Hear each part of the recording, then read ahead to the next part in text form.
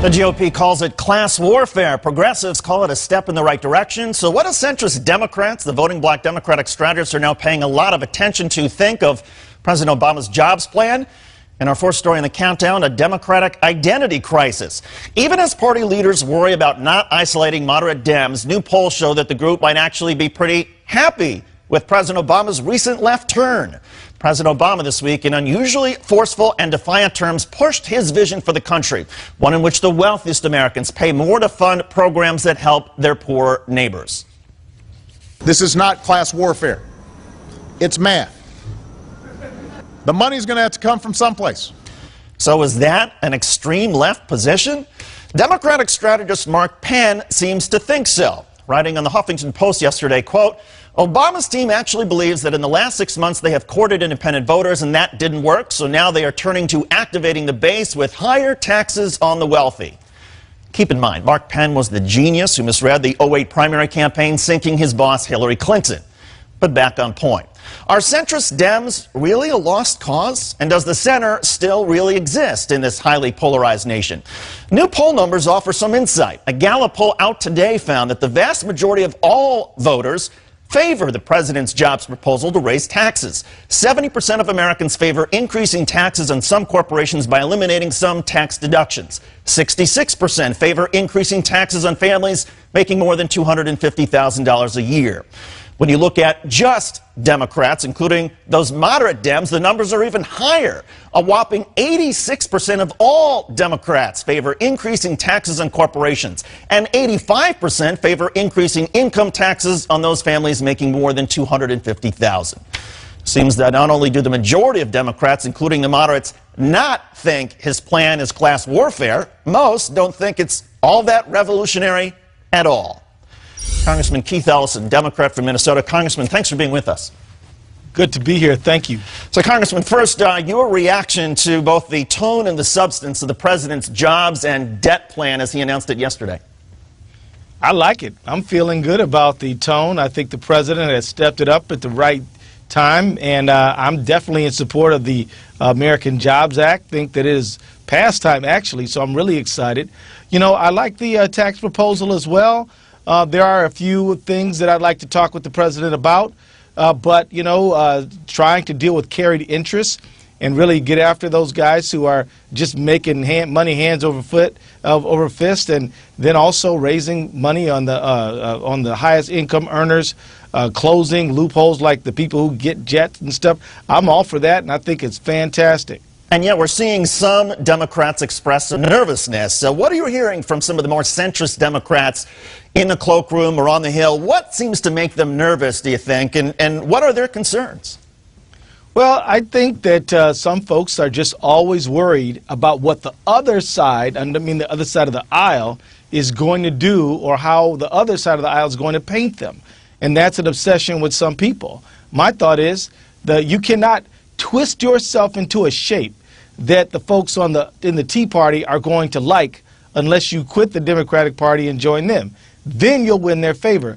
Short of that, they're coming at you, so you might as well be who you are and fight. You know, if you vote against your conscience or speak against your conscience in order to try to win an election, you will have violated your conscience and perhaps will lose your election.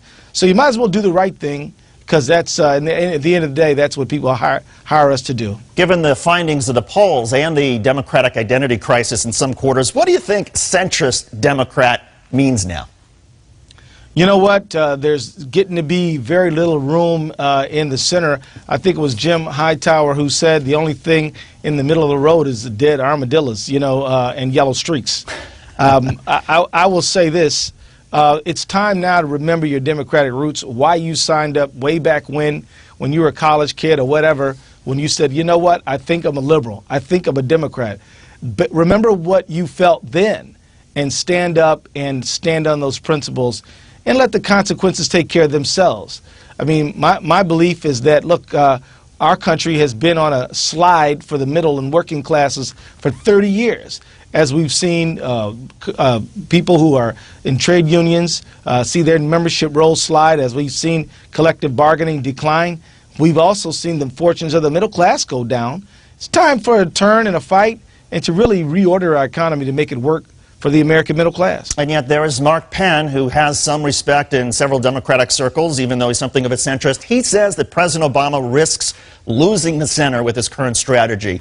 What do you make of his argument? Those people are always around. They're always, you know, wringing their hands and scared to death all the time. I mean, the fact is they should be ignored.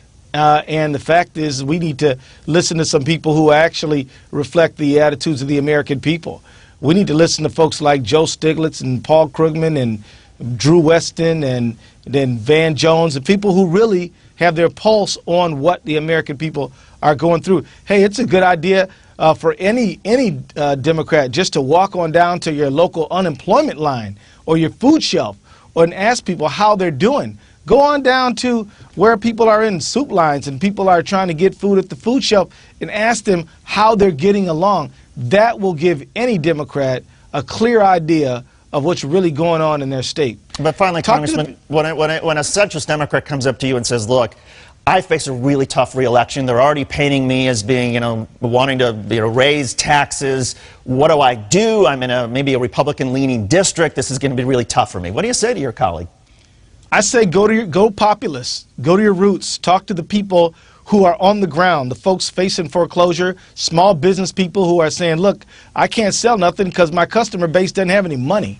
I mean, go to your root and get populist and speak to the hearts of the people who you are really here to serve. And you know what? And then run the risk that doing the right thing may not return you to office. I mean, there's no guarantees, but for sure, if you serve the people, 9 times out of 10, your election is going to go fine. And the 1 time out of 10 that it doesn't, there's no better reason to win an election, to lose an election, than to do it for the right reason. Congressman Keith Ellison, Democrat from Minnesota. Congressman, great to talk to you. Thanks for coming on the show. You bet. Coming up, Republican Congressman Joe Walsh has just been named one of the most corrupt politicians in Washington. Walsh failed to disclose liabilities on his disclosure form, including money he owes in child support. And later, John Boehner isn't laughing these days over a Tea Party challenger in a Republican primary. The challenger accuses Boehner of socialism.